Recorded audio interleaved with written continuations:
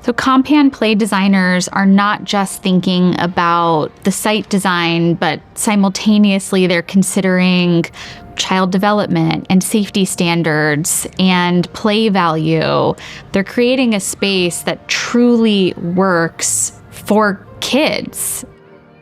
So because our design department is full of people with backgrounds in architecture and landscape architecture and even interior design, they're thinking of the playground as more than just the sum of its parts. It's not just about the individual pieces of equipment sitting on a site. They're thinking about the full experience.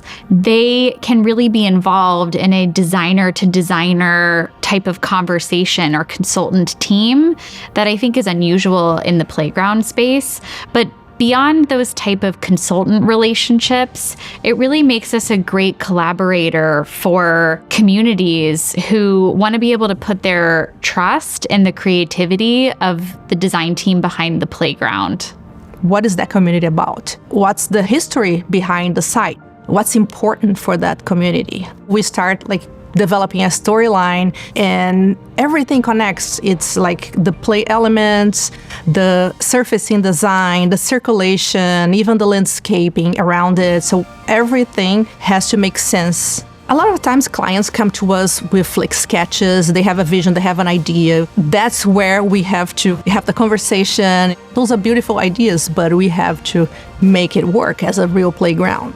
What route is this user taking? What is it like scale-wise if you're a younger child, approaching a big, intimidating structure? Put yourself in the child's shoes and also imagine varied user groups. We want to approach our ADA compliance through a lens of addressing dignity instead of just meeting those bare minimum benchmarks. For a playground to be really inclusive, it means that everyone is alongside each other and not relegating one type of ability to one side of the playground. Some users tend towards more physical play and trying to challenge themselves. Sensory play, especially for younger kids, it's important to sort of have a medium where they can discover cause and effect and sort of just exercise a level of cognition.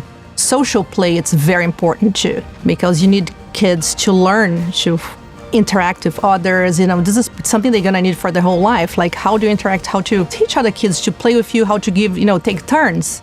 Every generation is changing and learning, which I think evolves play in itself. It's really cool to see kids coming up with different games and approaching different play activities in a different mindset. Me and the team, we all have backgrounds in architecture, landscape architecture, so we have experience in constructions, and we know no project ever goes perfectly as planned. So we need to be open to adapt fast. The budgets change. There could be underground utilities we didn't know about. There could be existing trees we'd like to save. Maybe existing equipment that community members wanted to keep. Through all of those changes, because we specialize in play, we can adapt to anything without compromising the integrity of the design. Collaboration in design really starts with listening.